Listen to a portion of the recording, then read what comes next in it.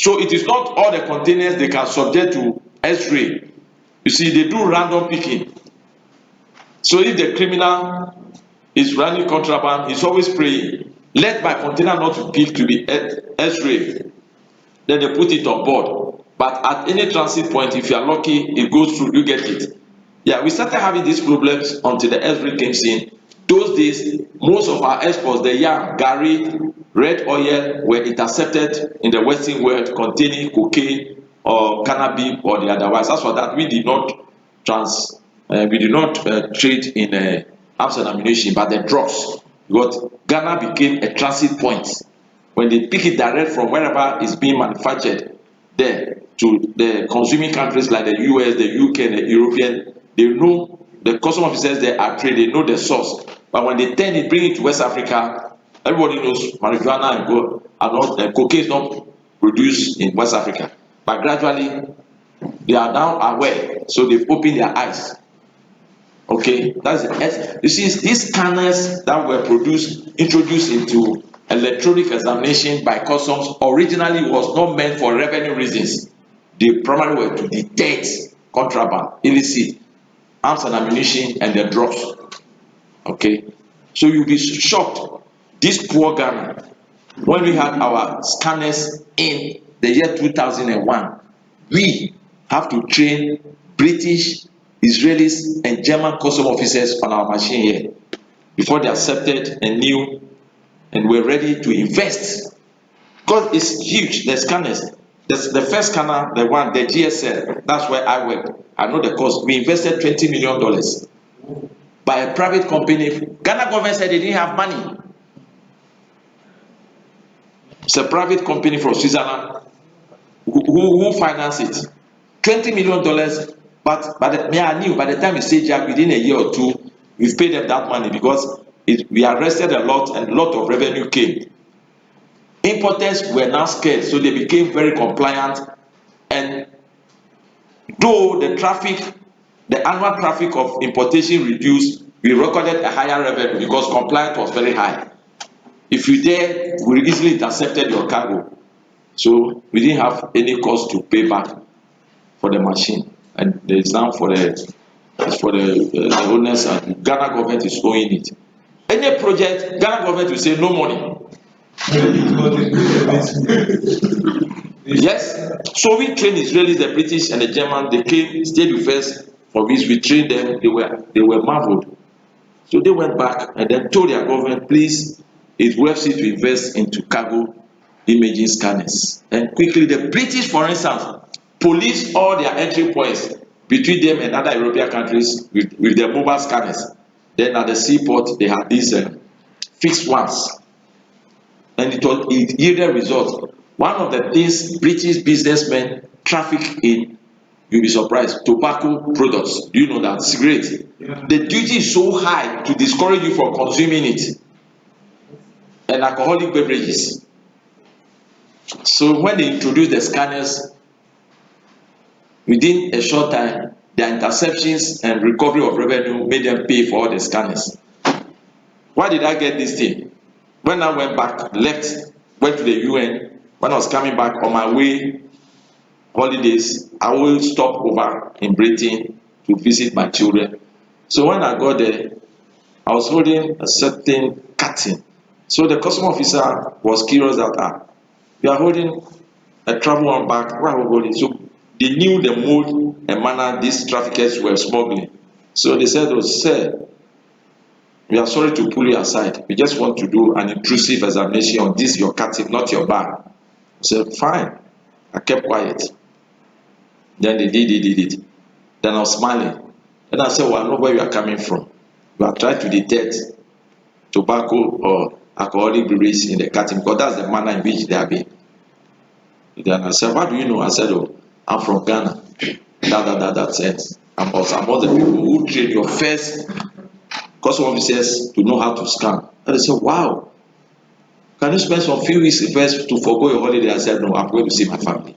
So you see, very good but very expensive. That's what I'm trying to establish. But the illicit trade aspect is very bad. The world is trying to overcome it, but as I said, the criminals are evolving. They are faster than the law. A criminal is a criminal. Then I've not listed this.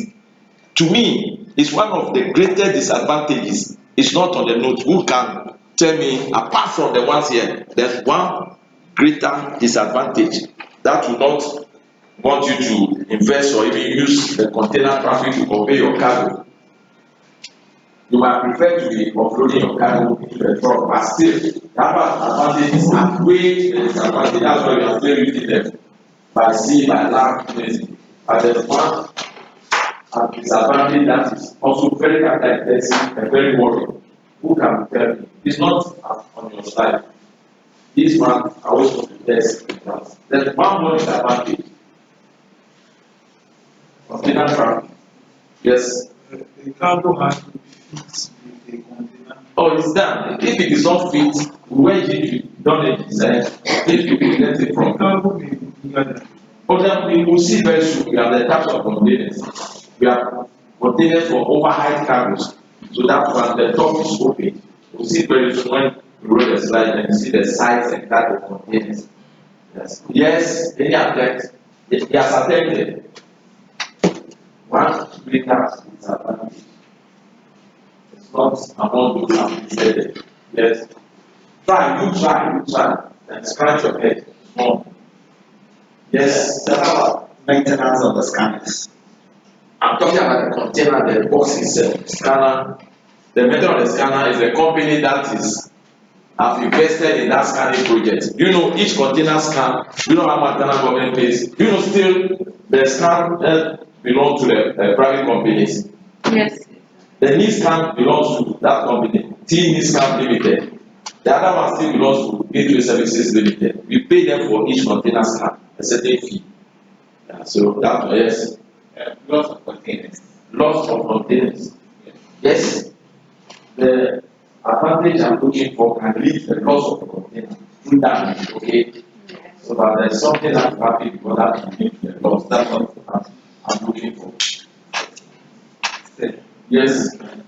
In case the crane lifting the container fails, it can kill people. Yes, sir, that one we know. So that there's so much carefulness and care about that. So far as I told you, since then, it's only one time that a container fell on the vehicle. Luckily, the driver was not in the car. That's why we don't go around those installations.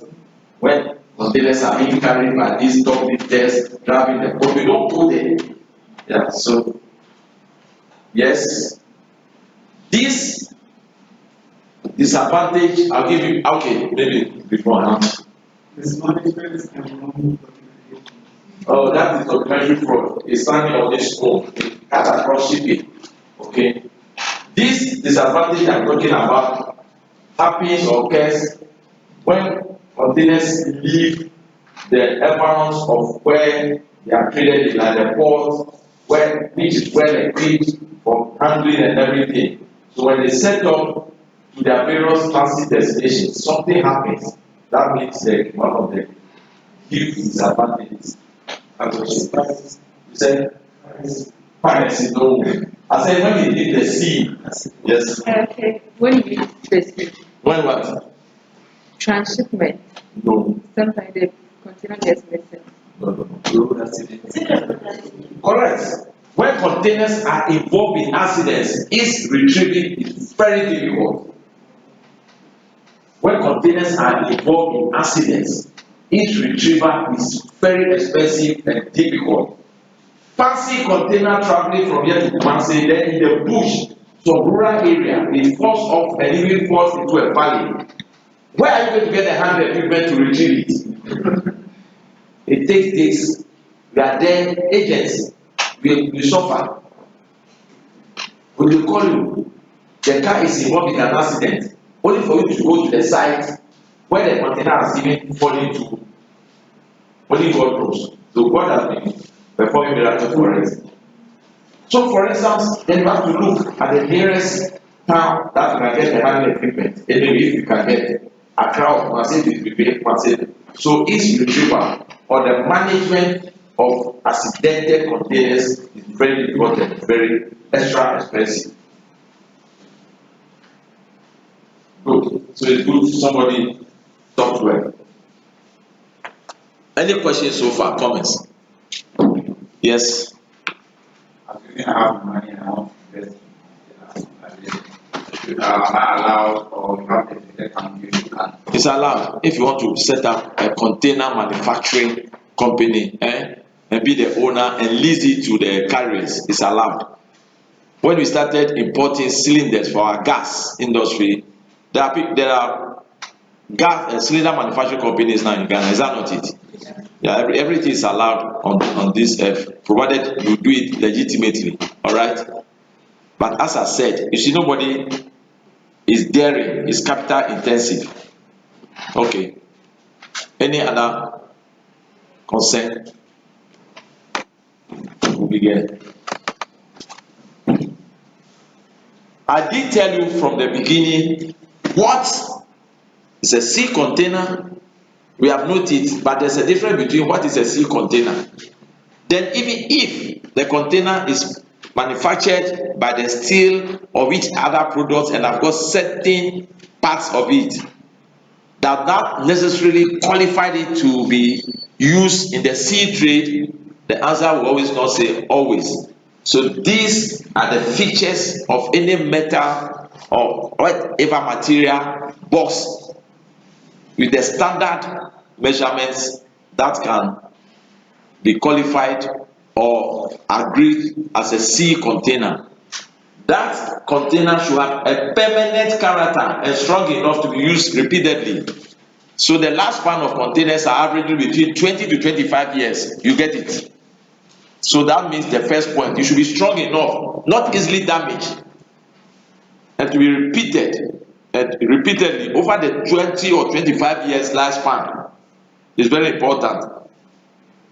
So if that box, when it is tested and manipulated, it cannot have that strong nature, it's not qualified to be a sea container.